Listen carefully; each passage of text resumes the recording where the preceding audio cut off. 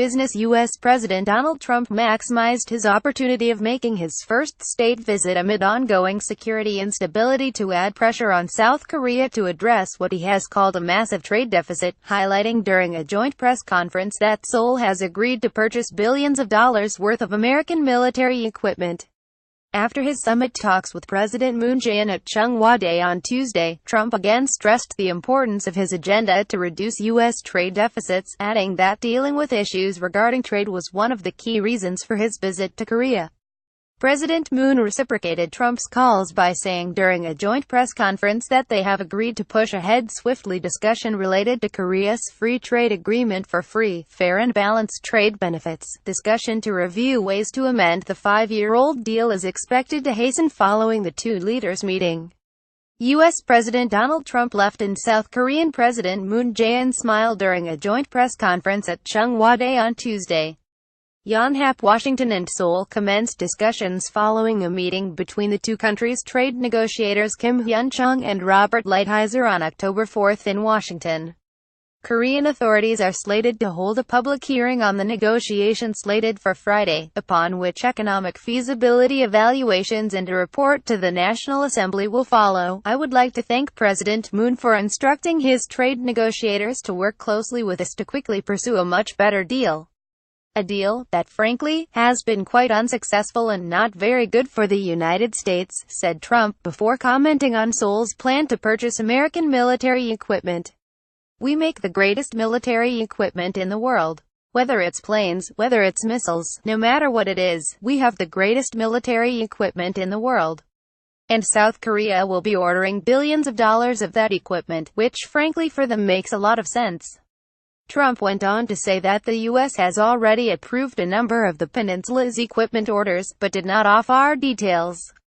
The U.S. president also said prior to the news conference that the amount of equipment South Korea would be purchasing from the U.S. would substantially increase, and therefore bring the trade deficit down, which is very important to our people, according to an industry insider. Trump avoiding the word termination when speaking about the free trade agreement can be seen as a positive sign that the two nations will eventually reach an amicable resolution in its ongoing trade negotiations. The Korean government as well as a number of U.S. Congress members have publicly stated they are strong supporters of the deal and have urged Trump to avoid any drastic amendments that would jeopardize bilateral relations. During the two countries' first special session meeting on the agreement in Seoul in August, Kim Hyun-chung said that two governments were unable to reach consensus regarding changes to the deal. Early this year, Lighthizer highlighted the U.S. $27.6 billion trade deficit last year in goods with Korea as one of the driving forces behind the Trump administration's push to revise the deal. However, according to the United States Census Bureau, the U.S. trade deficit with Korea has fallen to $17.2 billion as of September this year, a decrease of more than $10 billion compared to last year's total.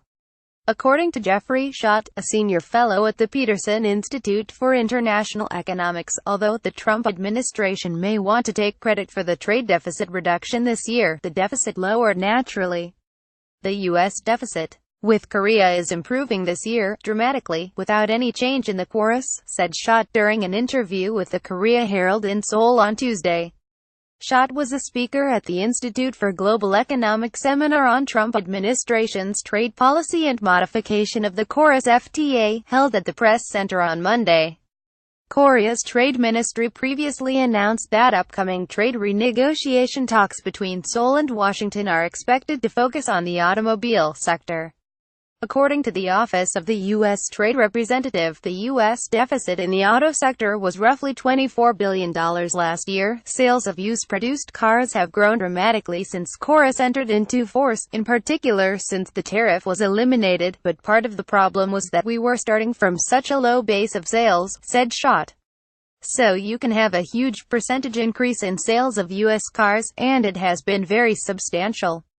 But if you are just looking at dollars and cents, Korea still runs a large trade surplus in automobiles with the United States. However, should Trump make good on his threats to terminate the trade deal if revisions are not made, Korean industry data suggests the U.S. economy would suffer more than Korea. In the event the trade deal is nullified, the tariff rate would be restored to its original level before the agreement came into effective. At the original tariff rate, both countries' exports would decline due to losses in price competitiveness.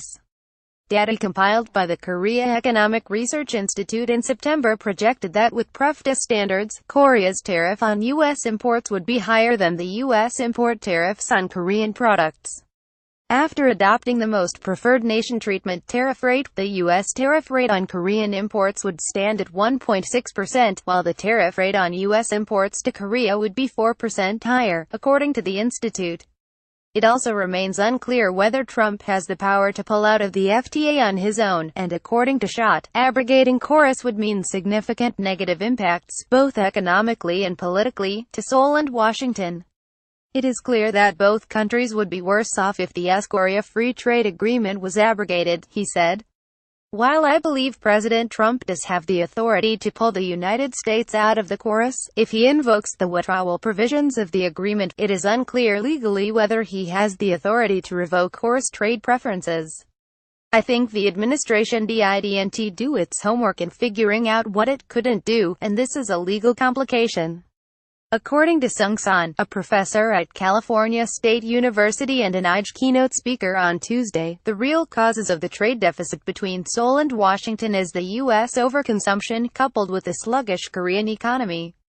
As for Korea, San added that the country would be wise to eradicate what the international business community refers to as Koreanic standards that differ from international norms.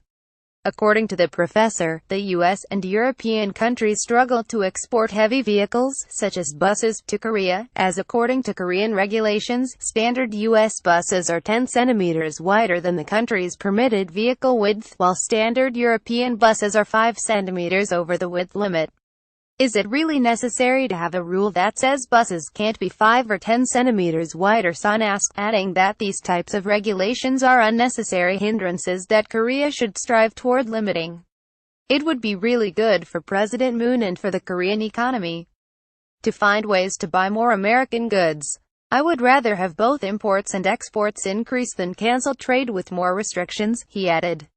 When it comes to KORUS, this is not so much an economic issue, but it's really a strategic, political issue. By Julie Jackson at HeraldCorp.com.